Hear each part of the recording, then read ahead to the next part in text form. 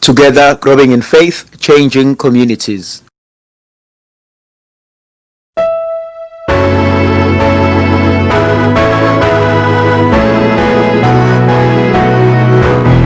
Please join me as we share the Word of God together. Makatuyiswe Jesu Kristo. Thandazani namhlanje evangelini lethu likaJohane isahluko sesithathu. Lithi izwi likaNkulunkulu ngokuba uNkulunkulu wawuthanda umhlaba kangaka waze wanikela ngendodana yakhe yodwa ukuba ilowo nalowo okholwa yiyo angabhubhi kodwa abe nokuphila okuphakade. Thandazani kunendatshana encane engifisa ukuyixoxa. Kunobaba owayehamba nendodana yakhe bahamba osebeni lomfula. Uma behamba osebeni lomfula bayabona lomfula ubunezinhlanzi ofishi. Lomfula lezi inhlanzi suyikhiphele ngaphandle. Uyabona lo baba ukuthi seziyafa ezinye zazo. Ezehamba nendodana yakhe ubaba aloke egoba kancane phansi ethatha inhlanzi ayibuyisele emanzini, egoba ethatha inhlanzi ayibuyisele emanzini, bese hlangana nekhulu nje labantu babuke lo baba bamhleke. Babembuka lo baba bemhleka, ingane encane ibuza ukuthi yindaba nimhleke ubaba nimhlekelani. Bese bethi labantu kulo mfana omncane engane ubaba uyahlanya. Athi omunye yini wenzeni? Athi banembuka kahle angakwazi ukuthi bonke labo fishi abavikele abaphilise ababuyisele olwandle. Ubaba ababuke agume athathe ufishi awubuyisele olwandle. Athi ngiqinisile angikwazi ukubavikela bonke kodwa lona ngiyakwazi ukuvikela. Abeguka athathe omunye nalona ngiyakwazi ukuvikela. Khona inkonzo engifisa ukuba siyibhekele thandazana ukuthi uNkulunkulu ubaluleke kangakanani wena yena. Abanye abantu abaningi babuka abantu bebaningi kakhulu aze athi omunye umuntu ngathi uNkulunkulu sengikhohliwe, ngathi uNkulunkulu sengilibele, ngathi uNkulunkulu akazi nanoma ngikhona yini empilweni. Khona abanye abantu abathi sengikhuleke kwaze kwaguga amadolo. Khona omunye umuntu athi sengikhale ngaze ngakhathala ukukhala, sengikhulume kodwa lutho ngibona bonke abanye abalungela kodwa mina lutho akwenzeki. Ngifisa namhlanje ukuba sibuyele ezwini likaNkulunkulu. Namhlanje ngifisa ukuba sibuyele enkonzweni yokwazi ukuthi uyisithandwa sezulu. Ngifisa ukubuyela enkonzweni yokwazi ukuthi uNkulunkulu umhlaba ungakabi bikho, izulu nomhlaba kungakadalwa, yena wayesevele ekuthandile nasemaphakadeni. Ngifisa ukubuyela enkonzweni enokujula yokuthi uNkulunkulu akasidalanga nje esidalela ukuhlupheka noma esidala ngoba engazi sokwenzani, kodwa wasidalela ukuze sibonakalise amandla nothando analo ngezimpilo zethu. uNkulunkulu sithandwa sami ukuthanda, ungithanda, usithanda nobunjalo bethu. uNkulunkulu udale umhlaba. Athi encwadini kaGenesise isahluko sokuqala uvesi 27 athi masenze abantu ngensweku nangomfanekiso wethu asifuze ngakho konke babuse phezu komhlaba. Ngibuka inkonzo yokudalwa kwethu kuyinkonzo esuka othandweni lukaNkulunkulu, kuyinkonzo emiselwe ukubusa kanye noKristu. Ngivumele sithandwa sami ukuba sithi ukubuka kancane inkonzo yokufika kwethu lapha emhlabeni. Kukhona abanye abantu abazozibuza ukuthi ungasho kanjani ukuthi ngithandwa uNkulunkulu uma ngibuka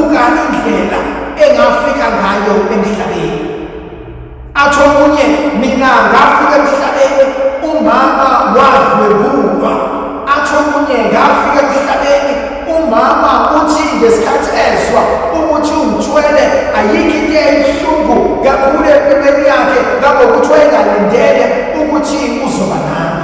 Athi omunye ngafika emhlabeni mina umama wangitshela ukuthi wazama ukuba asichithe lesisu. Athi omunye mina ngafika emhlabeni ekufikeni kwami emhlabeni umndeni wasekhaya wahlukana phakathi. Uma wakhohlwa kwathiwa kahambe nami, thiwa mina ngalahlwa ngashiwe emgaqweni. Ungasho kanjani ukuthi uNkulunkulu uyangithanda uma ngafika emhlabeni ngendlela ebuhlungu kangaka? Ngifuna ithandwa zami ukuba sibuke ukuthi akubalulekile kakhulu ukuthi ngifike kanjani, kodwa okubalulekile ukuthi uNkulunkulu unginikeze ithuba lokuba ngibonakalise amandla akhe nodumo lwakhe ngokufika kwami emhlabeni. Abantu abaningi basahleli enkonzweni yezinto ezenzeka besabancane, bakhohlwe ukuthi ngokukhula kwabo ziningi izimangaliso uNkulunkulu azivezile nazenzile ezimpilweni zabanye abantu. Ngelinye ilanga ngiyakhuluma nalo mama, uyaxoxa lo mama ukuthi yena ngesikhathi ezithwele izinto zazingahambi kahle empilweni yakhe. Wathi mezwida ukuthi uzithwele wafuna ukuzishaya, wafuna ukuzijezisa, ezibuza ukuthi uzokwenzakalani. Uthi kodwa ngosuku abeletha ngalo umntwana wakhe, wathi odokotela nabahlengikazi bemnikeza umntwana ukuba amgone. Yena wathi memamukela lo mntwana, uthi impilo yakhe yashintsha, ayiphindanga yafana. Mangibuza lo baba ukuthi yini yashintsha impilo yakho? Uthi yena ngokwakhe wayetshela ukuthi uzobeletha umntwana ebesemshiya kubo ebeseqhubeka nempilo. Uthi kodwa wathi angamamukela, wabuka lento entsha angayazi. Uthi kwakhona lolu dumo noma lento eyenzeke enhlizweni yakhe, waba nothando lalento entsha angayazi. Wabona amandla kaNkulunkulu ezoguqula impilo yakhe. Thilo mama njalo uhlale ukubonga uNkulunkulu ngomntwana wakhe, ngoba umntwana wakhe wamsindisa ekufeni, wamnikeza ithuba lesibili lokuba kwazi ukuphila emhlabeni. Inkonzo engifuna ukuya kuyona yinkonzo yokwazi ukuthi izinto ziyenzeka, izigameko ziyasifikela, kodwa singakhohlwa ukuthi kunesandla sikaNkulunkulu nasemnyameni, nasekuhluphekeni, nasokusizini, kodwa khona afuna ukwenza nafuna ukulungisa empilweni zethu. Kwesibili ngifuna ukukhuluma ngayo ngokuba wasithumelela indodana yakhe eyodwa, ukuba yilona lowo okholwa yiyo angabhubhi kodwa abe nokuphila okuphakade. Ngibuka inkonzo uNkulunkulu asinikeza yona. Usinikeza uJesu, athi ngicela hambe nami. Ngibona uNkulunkulu ethi mntanami uyafika la ekhaya, awazi izinto zenziwa kanjani. Athi ngicela le ndodana yami kube yiyona ezofundisa ukuba kwenziwa njani kulomuzi walekhaya. Ngibona uJesu efike empilweni zethu, hayi njengomuntu ozosahlulela, hayi njengomuntu ozibona engcono kunathi, kodwa uzohlala nathi. Athi ngicela ukuba umfowenu, ngicela ukuba udadewethu, ngicela ukuba ubabami, ngicela ukuba umntanami, ngicela sambisane empilweni yokukhonza uNkulunkulu. Kuyavuka kumina ithemba zami ukuba endaweni yokukholwa nasendaweni yokuthembeka uNkulunkulu besibadinga abantu abazosithwalisa endleleni. Kuyavuka kumina inkonzo lapho uMose eyokhala uNkulunkulu ethi, Nkosi, abantu onginikeze bona bafuna ukungishaya, bafuna ukungibulala. Uthi uNkulunkulu uMose, hamba ungifunela amadoda engizokhuphuka nawe enkabeni niyokhuleka. Athi uNkulunkulu uJeremiya, hamba ezweni lasemhlabeni uyomfunela omama abazokhuleka kanye nawe. sithandwa sami, wena empilweni yakho wobani abantu ohambisana nabo, wobani abantu osizana nabo ukuze uphelelise amandla kaNkulunkulu empilweni yakho. Zimbili izinto engifisa ukuzibalula. Kulabantu esibadingayo ukuba babe khona ezimpilweni zethu ukuze bakwazi ukusixhasa, basisize siphelelise lokhu uNkulunkulu afisa ukuba sibe yibona. Labo bantu sizikhethela thina endleleni. Bese kuba khona uhlobo labantu besibili, siyabadinga kodwa thina esibabekayo zinhlupheko ezibasondeza empilweni yethu. Abanye balabo bantu abantu abafika bezosidikilela phansi, abantu abafika bezosihleka, abantu abafika bezohleka, abantu abafika bezosihlukumeza. Siyabadinga abantu abasihlukumezile ukuze sikwazi ukuyela enkonzweni yokukhuleka. Siyabadinga abantu abasusayo bathatha ukuthula kuthina ukuze sikwazi ukuhlala enkonzweni yokuthobeka. Athi umpostoli Pawuli, bheka kuneva elisenyameni.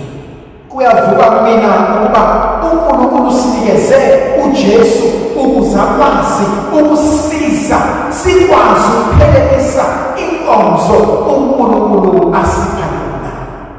Ekugcineni uthi uJesu kuNikodimasi, ngokuba uNkulunkulu akayithunyelanga indodana yomuntu ukuze yahlule umhlaba, kodwa ukuze umhlaba usindiswe ngayo.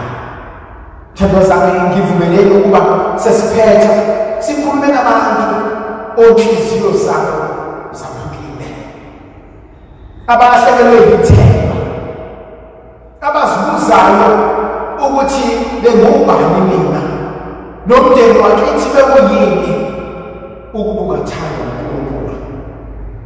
Ababuka ubunjalo babo, babuka ubuze babo, babuka ukwehluleka kwabo,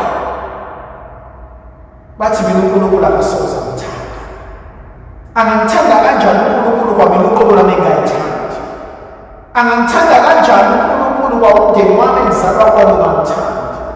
Angangithanda kanjani uNkulunkulu nengizalwa nabo bengangikhulumisi?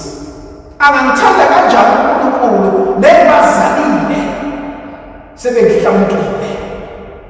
Namhlanje ngibona uNkulunkulu ethi akhosi lima esindebeni kwabo. Namhlanje ngibona uNkulunkulu ethi noma izwe lingakwenza konke kodwa wena ubalulekile mina. Namhlanje ngibona uNkulunkulu efana nomzali othi mntanami ngicela usondele kumina ngikugone. Athi mntanami ngiyabona umanxukanxuka, ngicela ukukusula manxeba. Othi mntanami ngiyabona ngophigazi, ngicela ukwelapha. Namhlanje ngibona uNkulunkulu efana nomzali ofuna ukusigona, ofuna ukuthi phela ngibone ukukhala kwakho, athi nosizi lwakho nenyembezi zakho, athi seyifikile kuthina. Makasibusise uNkulunkulu somandla. Ndlovukazi yethu lizivikele ngegamukayise benendodana nomoya ogcweleyo.